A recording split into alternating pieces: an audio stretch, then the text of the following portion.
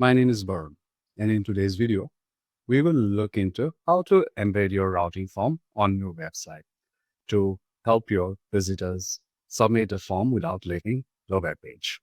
To begin, let's head over to the routing forms lobby from the left navigation bar. Select the relevant routing form. Head over to the Embed Designer.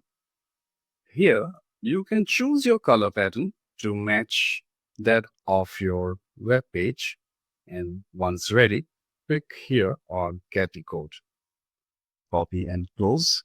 And you can head over to your web page, and wherever you would like, you can paste the code for the form to be embedded.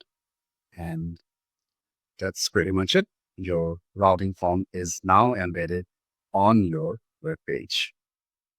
And thank you for watching. See you in the next tutorial.